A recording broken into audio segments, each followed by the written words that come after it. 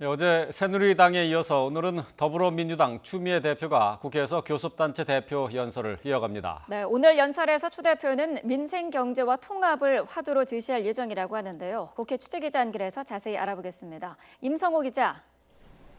네, 국회입니다. 네, 추 대표가 특히 민생 경제에 집중을 해서 오늘 연설을 할 예정이라고요.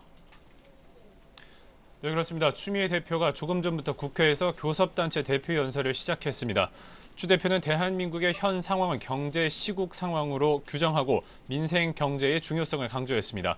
추 대표는 그러면서 박근혜 대통령과 정부를 겨냥해 조선과 해운, 철강, 석유화학 등 주력 산업이 침체되는 상황인데도 이를 책임지는 컨트롤 타워가 없다고 비판했습니다. 추 대표는 또 현 정부가 수출 대기업 중심의 낡은 성장 전략으로 우리의 경제 옥토를 무너뜨리고 있다며 새로운 경제 패러다임으로의 전환을 촉구할 예정입니다. 추 대표는 이와 함께 경제 민주화와 조세 개혁도 화두로 던질 것으로 보입니다. 극심한 사회 양극화 개선을 위해 임금 정상화와 기업 법인세 인상 등으로 소득 재분배 기능을 개선하자고 강조할 예정입니다. 이를 위해 추 대표는 민생 경제 전반에 대한 비상 민생 경제 영수회담을 즉각 개최하자고 청와대와 정치권에 제안할 계획입니다. 추 대표는 또 사드 배치에 대해서도 북한의 미사일로부터 국민 안전을 책임지지 못하는 사드는 군사적으로 무용지물이라고 비판하면서 사실상 반대 입장을 분명히 할 것으로 보입니다. 네, 내일도 교섭단체 대표 연설이 예정이 돼 있죠? 네, 내일은 국민의당 박지원 비상대책위원장이 3당 교섭단체 대표 연설에 마지막 주자로 나섭니다.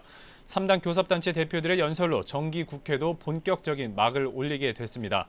하지만 당장 여야의 이견이 큰 현안이 곳곳에서 도사리고 있습니다. 가장 큰 쟁점은 역시 우병우 청와대 민정수석입니다. 여당이 공개적인 언급을 자제하고 청와대에 대한 지지를 우회적으로 드러낼 것으로 보이는 가운데 야당은 검찰 수사를 받는 중인 우수석에 대해서 강공을 예고하고 있습니다. 또 오는 8일부터 이틀 동안 예정된 조선업 부실규명 청문회에서는 조선업 부실에 대한 정부와 국책은행의 자금 지원 책임을 놓고 여야 격돌이 예상됩니다. 이에 대해서 야당은 추경을 둘러싼 진통으로 국회 의사 일정이 변경된 만큼 조선업 청문회 일정도 연기해야 한다고 주장하고 있고 여당은 예정대로 진행해야 한다고 맞서고 있습니다. 또 새누리당이 추진하는 서비스 산업 발전법 등 이른바 경제 활성화법에 대해서 야당이 반발하고 있어서 정기국회에서 여야의 치열한 맞대결이 예상됩니다. 지금까지 국회에서 YTN 임성호입니다.